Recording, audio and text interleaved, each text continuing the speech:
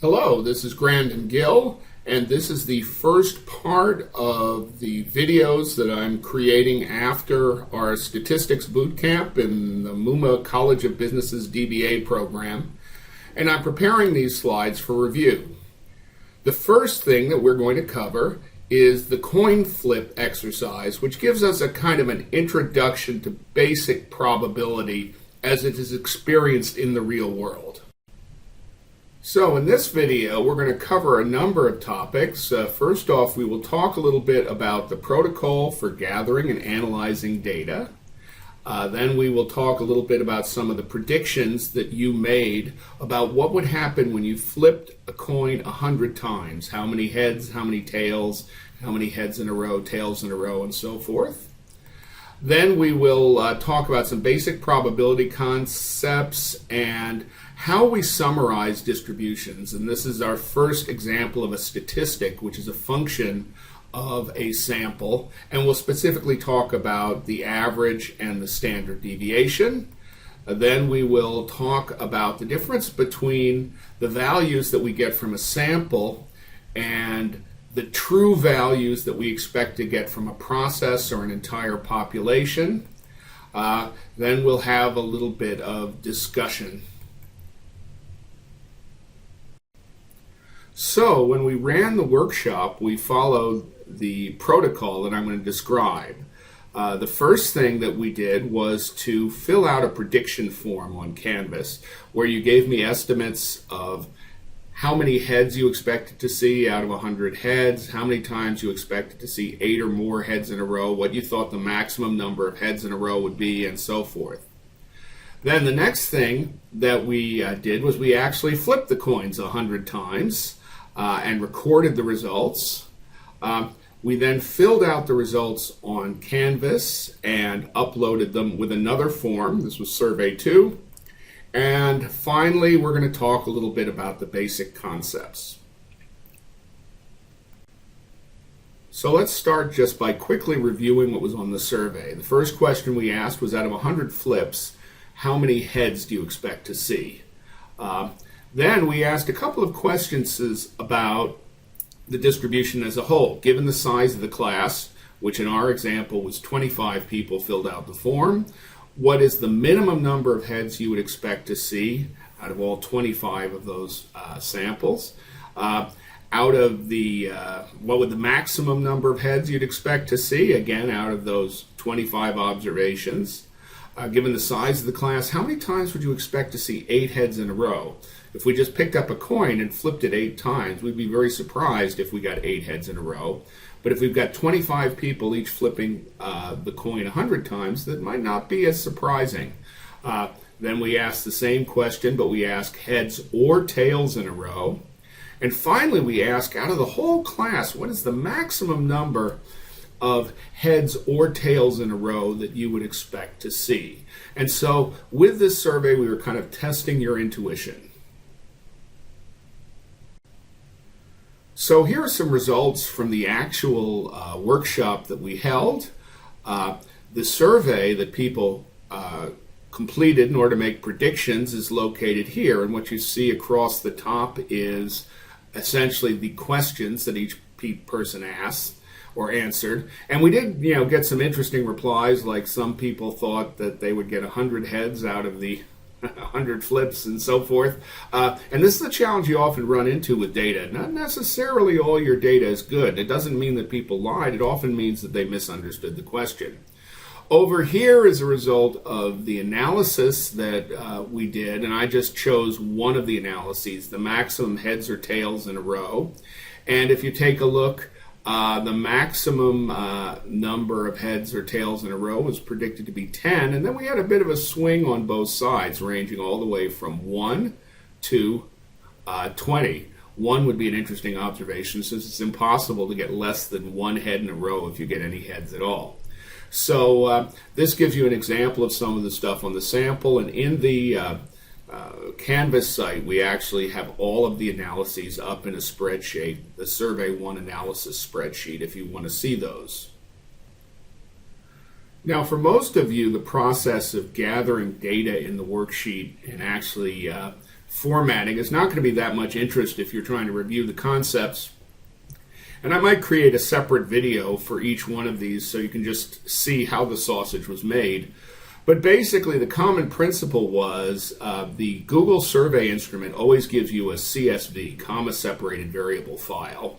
And it has the questions across the top and then the values for each observation. That is to say, each student who filled out the form is a row of the spreadsheet. And what you can do if you want to analyze it is I create a spreadsheet with a whole series of tabs for each one of the samples, the surveys that we did. And what you do is you paste the raw data in over the place where I had some raw sample data there. And then for a lot of them, if you look at the tabs, the graphics and that sort of thing will already appear. Now, for some of the surveys that we do later on in later video segments, you actually have to do a little bit more massaging. And so I might make a video on doing those, but for now I'm going to focus on the ones that review the workshop.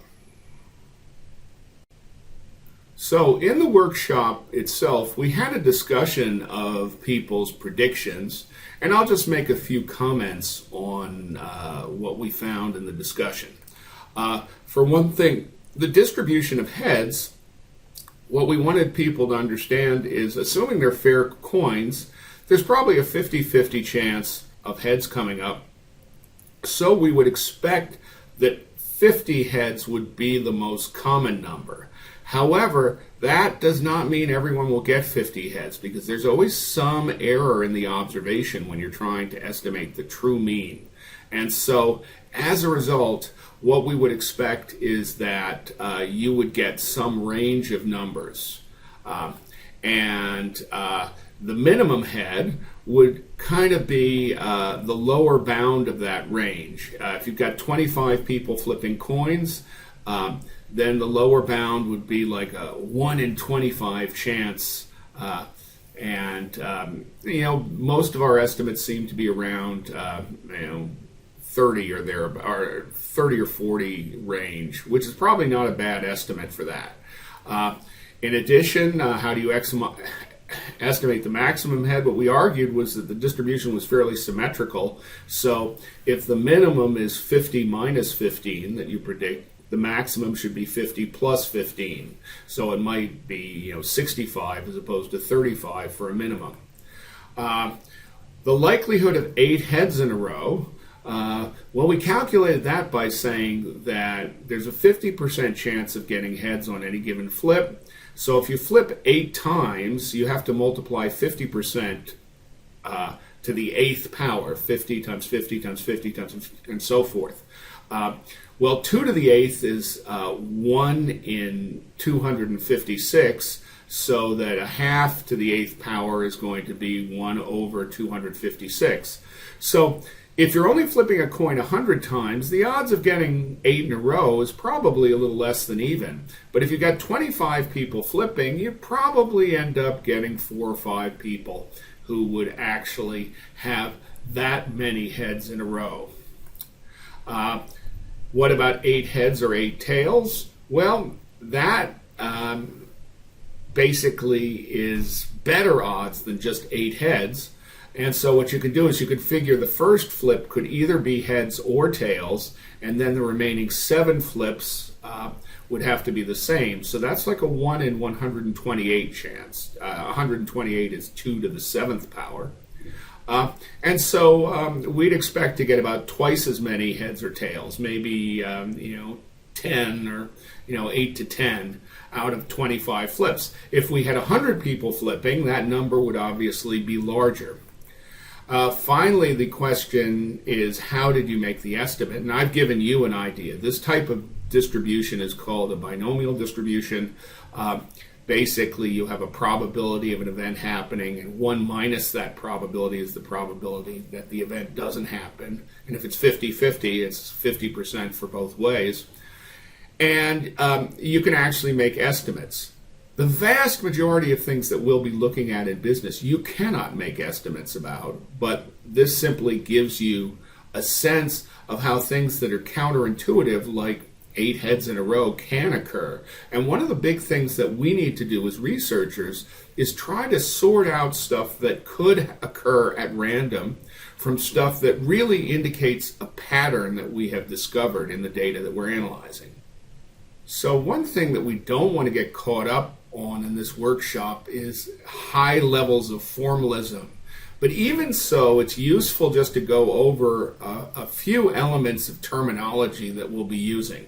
And in the workshop, I was a little sloppy. Sometimes I'd use observation when I meant sample, or sample when I meant observation. And I will probably do the same in these videos, which are being created in a kind of quick and dirty way. But what they should mean is kind of as follows. An observation is essentially a unit of related data that we draw from a population or process. So when I have you fill out a form, we could say that form is an observation, and I'm drawing that form from a population, which is the group of everyone who was in the workshop. Now, a process is different. Whereas you can usually define the boundaries of a population, you can't always define the boundaries of a process. And a good example of a process is a coin flip. Essentially, if I sampled all 25 or 30 people in the workshop, I would have the complete population of people attending the workshop. On the other hand, I have no way of bounding the population of coin flips, because coin flips are happening all the time. So, there aren't an infinite number of coin flips, but there are many coin flips, trillions of coin flips that have occurred throughout history. So I don't really have a population, so it's better to think of a coin flip as a process that generates an observation. In this case, it's a simple observation, heads or tails. Now, a sample is just a collection of observations drawn from a population or process. So when I have you flip a coin 100 times, I am getting a sample from the process that generates coin flips. Now, that sample actually becomes an observation when I'm talking about the number of heads or the number of tails out of 100. So, you have to be careful describing your units. We could say 1 unit of observation is the results of a single coin flip, but then another unit of observation is the results that you report of 100 coin flips, and that's what's going to be an observation in our analysis of the coin flip data.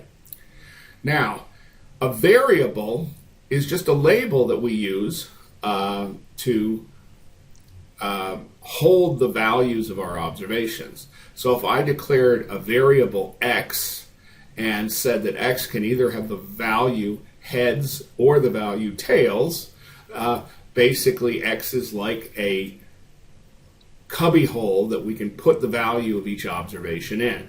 And a statistic is a term used for some function of a sample. So if we take all the values from the sample, divide them by the number of observations in the sample, we get a very commonly used statistic called the average. If we order our sample and choose the one in the middle, we have another statistic called the median, and so forth. So a statistic is simply a function of a sample. And there are lots and lots of different statistics that you can compute from samples, and the average is probably the most common of it. The average is an example of a measure of central tendency, which we'll talk about shortly. So, without going into great detail in the huge range of possible statistics, there are a lot of statistics that we use to summarize data, and these are sometimes called measures of central tendency, if you want to get technical, but the most common, as I mentioned, is the average, whereas if we take some observed value which is written as a number, now it might be a dummy variable, say a number that's set for 0 or 1. We could set heads to 0, tails to 1, and the average simply takes the sum of all the values and divides it by the number of observations. And this is something that you've probably learned, in middle school, if that late. The median is like the average, except in the case of the median, what we do is we sort the values of our observations, and then we choose the one in the middle.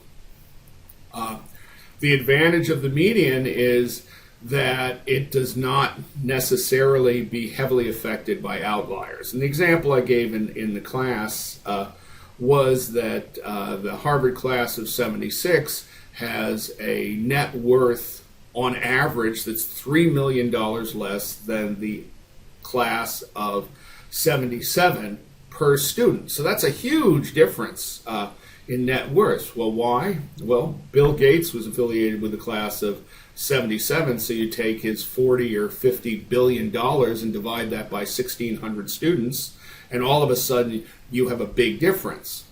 Well, if you're trying to determine how well classes do in terms of median net worth, you probably wouldn't want to include folks like Bill Gates because it would totally skew the data. So the median might be better because one observation does not have much effect on the median because things are ranked in order, whereas it does have a big effect on the mean. But it all depends upon what you're trying to do.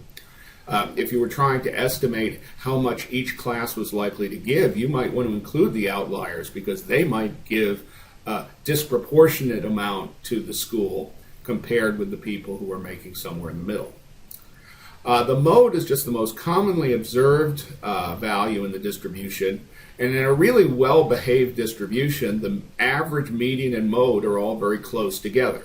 Most of our distributions are not that well-behaved, but when they are, that's a nice feature. Order statistics are basically rankings. So if we rank order all the observations according to a particular variable, then the fifth order statistics would be the fifth highest value. Order statistics have certain properties that can be useful when you've got kind of weird distributions. The median is an example of something that's based on order statistics. And then frequencies are frequently plotted in graphs in statistics, and what they do is they identify how often different types of values appear when we sample our population or a process. And we'll see an example of the frequencies come shortly for the coin flip exercise.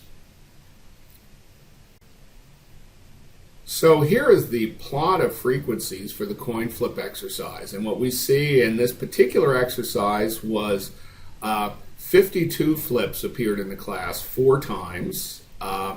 49 flips appeared 3 times. A whole bunch of them appeared 2 times. We did have some values that were further out, like we had a value of 61 and we had a value of 36.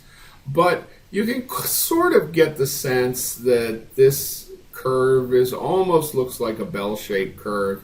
And later on we'll talk about why when you're plotting averages, you might actually expect to see a curve like this if you get enough observations. Obviously, when you're talking about single flips, you can't have a bell-shaped frequency curve because it's only got 2 possible values, 1 or 0. And so you can't get anything that looks like a bell curve on that. Now, another thing that we did not get much into in the workshop, and we did not want to get much into, was the notion of notation. However, you will be encountering notations when you look at research. So I just want to give you some common notations for the mean or the average. And general rule of thumb, not perfect, but generally true, is when you see a Greek letter, in this case mu, it signals the true mean of a population or a process.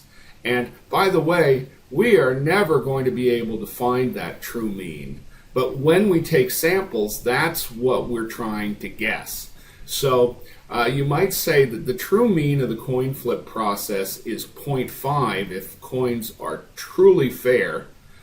My guess is if you started talking about tens of millions of flips, they would not be perfectly fair. You know, just the fact that the shape of the metal is a little different on both sides of the coin means that you cannot guarantee it's exactly 50%. But the difference is small enough so you wouldn't detect it until you did millions and millions of flips. But at any rate, we virtually never know what the true mean of a process is, but we can estimate it by making observations. Now, when we talk about the average of a sample, before we've taken the sample, we'll usually use a capital letter. And in most statistics book, an average is denoted by an overline. In some books, they'll use an underline because it's so hard to get an overline. Like in Word, you have to use the equation editor. But the fact that it's a capital letter means that this is a store where we're going to put values, but we don't have the values yet. Just the way when we talk about variables, a capital X would signal sort of a place to put a value where we don't have a value yet. So, we have a capital X, then we flip the coin, it's heads, we put a value in there, then it becomes a little x, which means we have a little value. And the X bar here means that this is the actual average we got from our sample. So, basically to review, Greek letters, idealized values from the process that we want to estimate. Uppercase statistics means statistics that we know we can compute, but we don't have the actual sample yet. Lowercase means the computed value that comes from the sample. And if you remember that, and it's used pretty consistently in the literature, then that's a big step towards understanding what people mean when they display their notation. So here is a plot of the sample head counts that we got from the actual workshop. We had 25 observations. And one of the things you can see is our average was pretty close to the 50 we predicted. It was actually 50.54. But there was quite a bit of spread around it. And we have a specific name for these spreads. The variance is basically takes each value and subtracts it from the average and then squares it. And then it takes the sum of all those and divides it by the number of observations. That's about as much math as we'll get during this entire statistics course. The idea here is positive and negative differences both need to be considered. And so by squaring them, you always get a positive value. And so the average is the average for a sample, and then we just take each value. If we take the square root of variance, we get what's known as the standard deviation, and that's a pretty good measure of spread.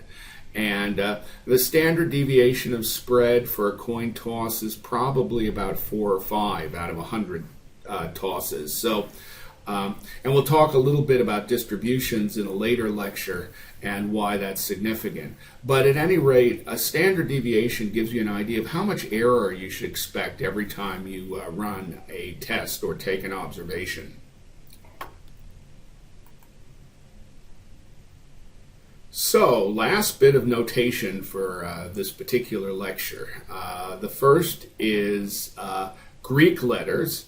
And sigma squared signifies the variance. Remember, the variance is the square of the error, so that would make sense. Sigma is the idealized standard deviation of the process or the entire population. So once again, these are numbers that we really don't know, but we can estimate. S squared is the statistics signifying the variance of a sample, so that it's a capital S, meaning this is the value, this is the statistic before we've put any values in it. Then little s squared signifies the actual computed variance of the sample, and little s signifies the actual standard deviation of the sample, because as you remember, the standard deviation is just the square root of the variance. And most of the time when we're talking, we will use standard deviation because it has some nice properties, which once again we'll talk about in the next lecture. So what can we expect to see in the next lecture? Well, the next lecture is going to focus on experiment concepts. And specifically, we're going to take the data that we used and we're going to look at the results of the coin toss. Then we're going to look at how averages are distributed, because averages tend to distribute in a particular way, sometimes known as a normal distribution or a bell curve or a Gaussian. They all refer to the same thing, which has some very nice properties when we're trying to do analysis and determine how likely our data is to be random. We'll then talk a little bit about the notion of confidence intervals, and confidence intervals basically tend to be intervals around an average based on the standard deviation, so they're pretty straightforward. We'll talk about p-values. P-values are probability values, and you see them all the time in research, and essentially what they measure is the likelihood that some set of observations produce statistics that could have been random. So in general, we're looking for very low p-values, because low p-values signify it's very unlikely we would have seen this pattern if it were random. Then we'll talk about hypothesis testing, which again is closely associated with p-values and confidence intervals. It's basically a way of trying to determine if the data tells us that a particular proposition or hypothesis is true or false. And finally, we'll talk a little bit about comparing averages, because a lot of experimental activities involve the comparison of our averages. So those will be in the next sequence of videos.